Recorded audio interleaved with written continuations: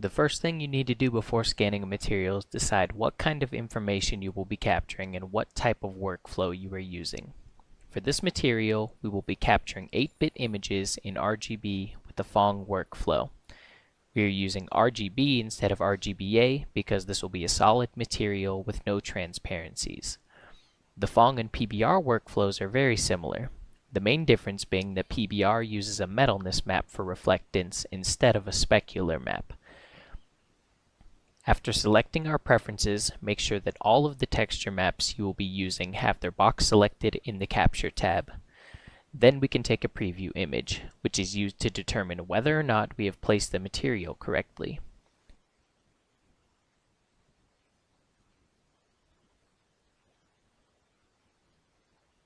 Before capturing the material, make sure to select only the area that you want to capture. If your material sample is smaller than the entire area, go ahead and move the selection to only capture the material and not the bottom of the scanner itself.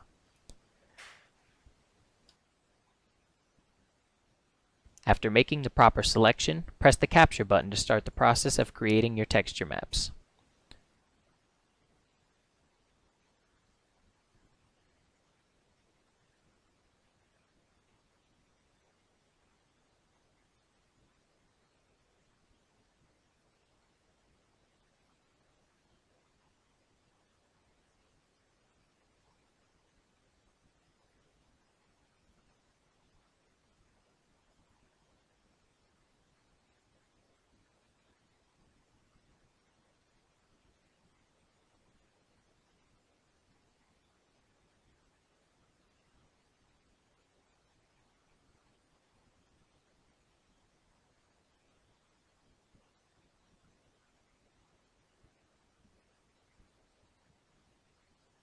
Once the textures are all created, you may need to do some smoothing.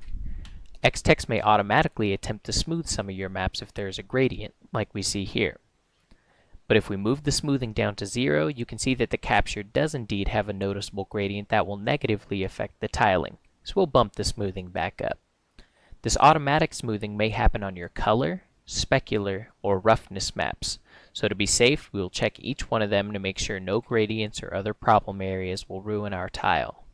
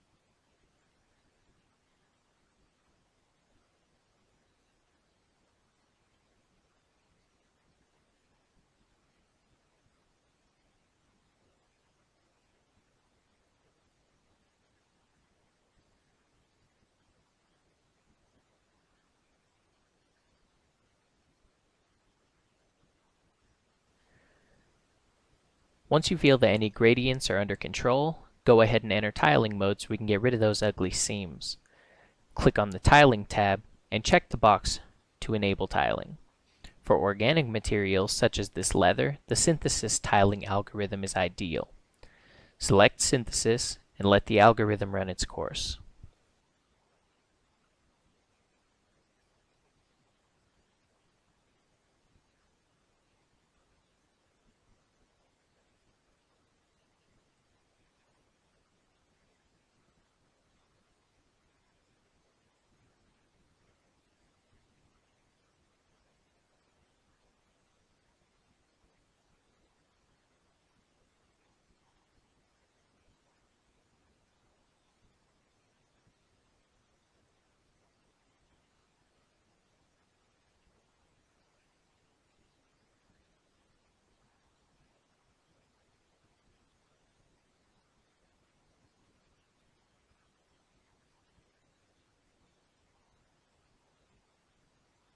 Once finished, the material should look naturally tiled.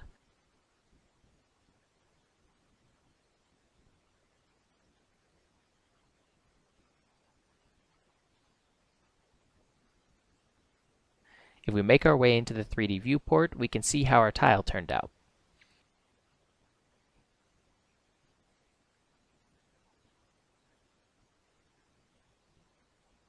By entering the 3D Shader tab, we can adjust settings to get an estimate of what the material will look like in other 3D programs. Adjust the specular and roughness tabs until they reach a suitable level for your material. Don't worry, this won't affect the actual texture maps at all. Then, you can change the amount of times the UV will repeat itself to adjust the size of the material on the object.